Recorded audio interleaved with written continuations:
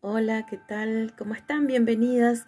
Estamos en un nuevo encuentro que se nos ha permitido por gracia divina para poder mm, transitar nuevamente caminos que ya hemos recorrido, pasajes conocidos, historias conocidas, pero este es el desafío, poder encontrar la frescura cotidiana de la palabra de Dios con una aplicabilidad de manera individual para nuestras vidas. Sabemos que esto suena hasta ambicioso, pero esto es una realidad. Cada vez que escuchamos un mensaje nos da la sensación que ese mensaje tiene un nombre y un apellido y es el nuestro. Pero esa misma sensación, esa misma llegada, ese mismo objetivo lo tiene con todas las personas que escuchan el mensaje. Porque no tiene que ver con quién lo da el mensaje, sino tiene que ver con quién lo emite, de quién es esa palabra poderosa, de dónde proviene, que es la de nuestro Padre.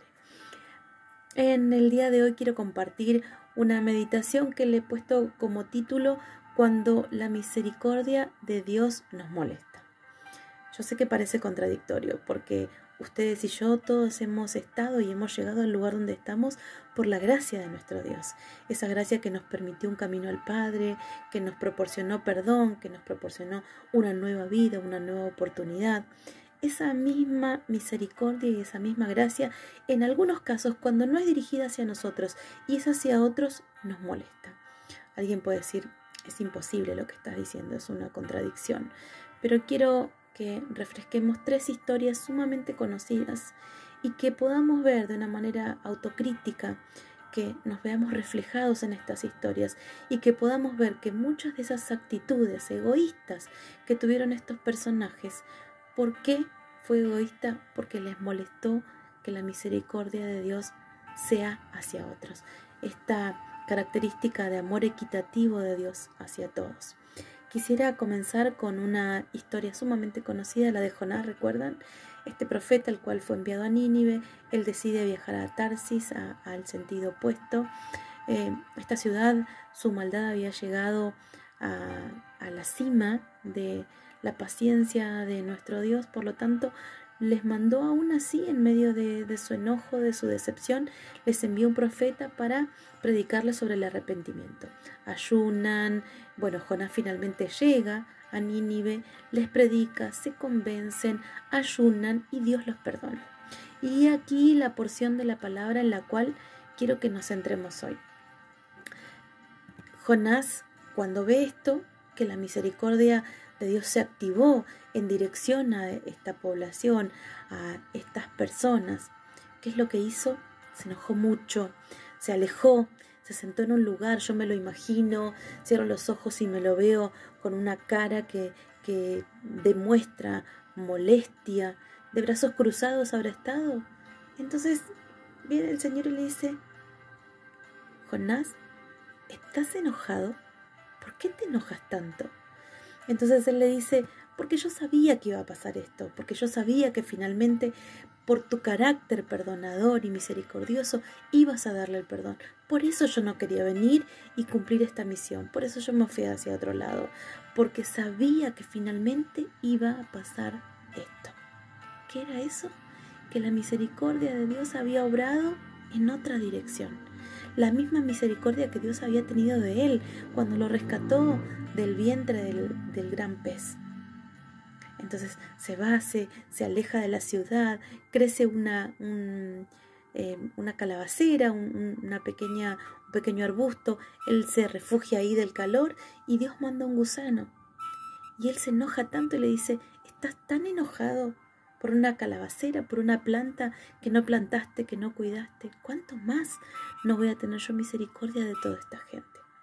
¿Cuántas veces nosotros nos comportamos de la misma manera? Emitimos juicios respecto a la vida de personas a las cuales Dios los recibe, los perdona, los acompaña. Les dice, vete, no peques más. ¿En cuántas oportunidades nosotros nos comportamos como Jonás? Mirando hacia otros como que la voluntad de Dios se ha fallado, porque no tenía que ejercer esa misericordia. Pero cuando es hacia nosotros sí que la reclamamos.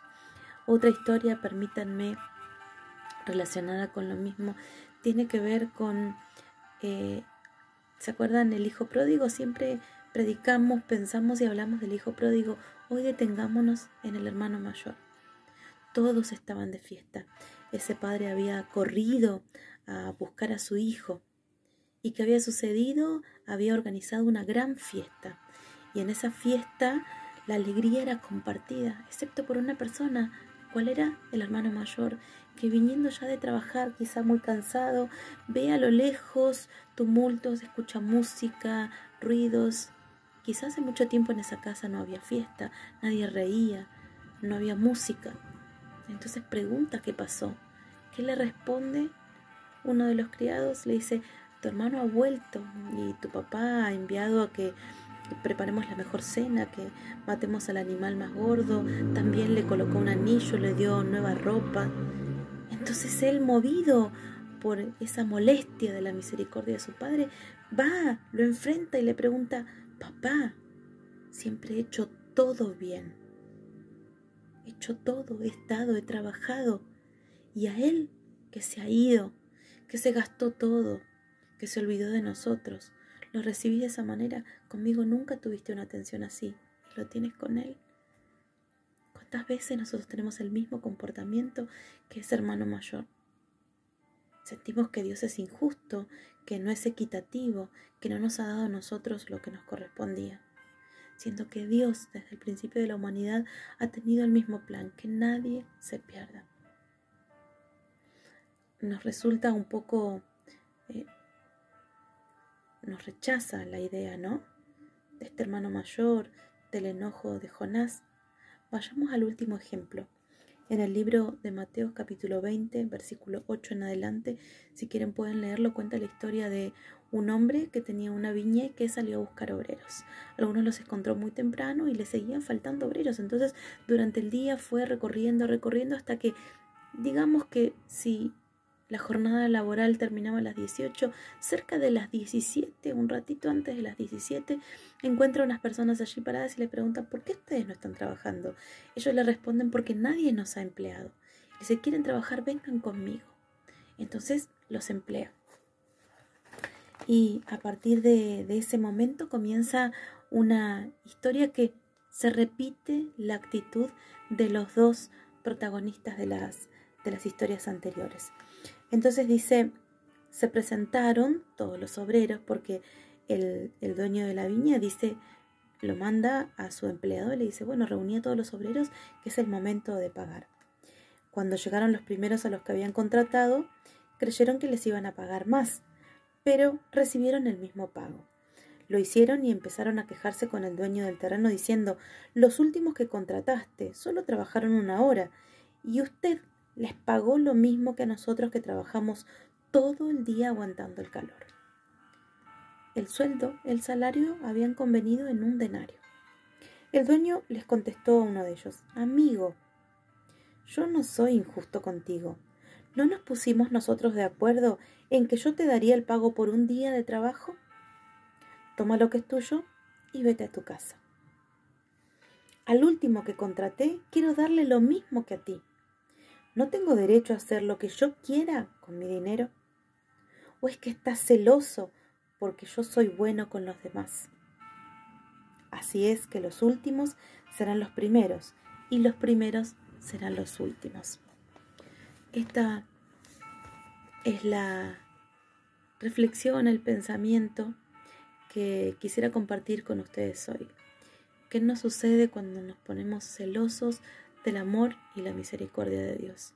¿Cuántas veces tenemos esos comportamientos nosotros con aquellos que vienen a los pies de Cristo, como llegó aquella mujer prostituta y todos la señalaban? ¿Qué hace este comiendo con prostitutas, con ladrones?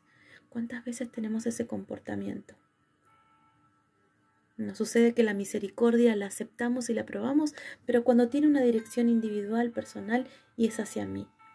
¿Qué nos sucede cuando Dios perdona, sana, cuida, restaura, da nuevas oportunidades a otros? ¿Será que nos ponemos celosos del amor de Dios? ¿Nos molesta a nosotros que en su inmenso amor Él dé oportunidades? Y como diga acá, ¿te molesta que yo sea bueno? ¿Te molesta mi amor? ¿Te molesta mi misericordia?